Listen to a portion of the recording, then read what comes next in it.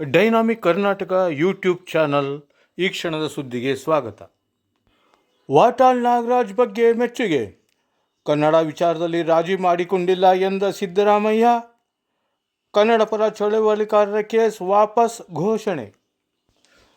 ಮುಖ್ಯಮಂತ್ರಿ ಸಿದ್ದರಾಮಯ್ಯ ಅವರು ಕನ್ನಡ ಪರ ಹೋರಾಟಗಾರರಾದ ವಾಟಾಳ್ ನಾಗರಾಜ್ ಅವರ ಪರವಾಗಿ ಮೆಚ್ಚುಗೆಯ ಮಾತುಗಳನ್ನು ಆಡಿದ್ದಾರೆ.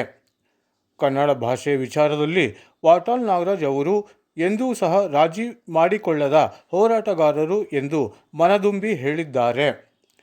ಬೆಂಗಳೂರಿನ ಮೈಸೂರು ಬ್ಯಾಂಕ್ ವೃತ್ತದಲ್ಲಿರುವ ನೃಪತುಂಗ ಮಂಟಪದಲ್ಲಿ ಭುವನೇಶ್ವರಿ ಹಾಗೂ ಅಣ್ಣಮ್ಮ ದೇವತೆಯ ವೈಭವಯುತ ಮೆರವಣಿಗೆಗೆ ಚಾಲನೆ ನೀಡಿ ಅವರು ಮಾತನಾಡಿದರು.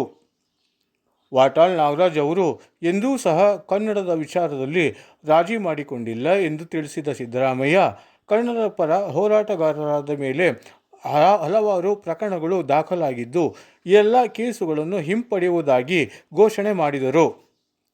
ಪ್ರತಿಯೊಬ್ಬರೂ ಕನ್ನಡ ಭಾಷೆ, ನೆಲ, ಜಲ, ಸಂಸ್ಕೃತಿಯ ಬಗ್ಗೆ ಅಭಿಮಾನ ಬೆಳೆಸಿಕೊಳ್ಳಬೇಕು. ನಮ್ಮ ನೆಲದಲ್ಲಿ ಕನ್ನಡದ ವಾತಾವರಣ ಬೆಳೆಸಬೇಕು.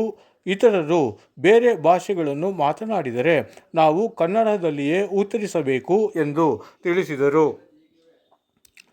ಕನ್ನಡ ನೆಲದಲ್ಲಿ ಭವಿಷ್ಯ ರೂಪಿಸಿಕೊಂಡಿರುವವರು ಕನ್ನಡದ ವಾತಾವರಣವನ್ನು ಗೌರವಿಸುತ್ತಾರೆ. ಕನ್ನಡ ನೆಲದಲ್ಲಿ ನಾವು ಕನ್ನಡದಲ್ಲೇ ಮಾತನಾಡಬೇಕು. ಈ ಬಗ್ಗೆ ಎಲ್ಲರೂ ಶಪಥ ಮಾಡಬೇಕು.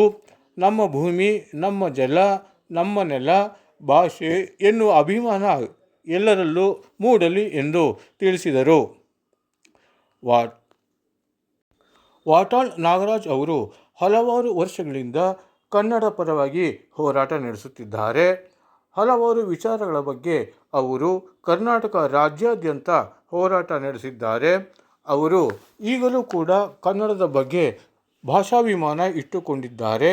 ಅವರು ಹಲವಾರು ವರ್ಷಗಳಿಂದ ನಡೆಸುತ್ತಿರುವ ಹೋರಾಟಕ್ಕೆ ಜಯಗಳು ಸಿಕ್ಕಿವೆ ಎಂದು ತಿಳಿಸಿದರು.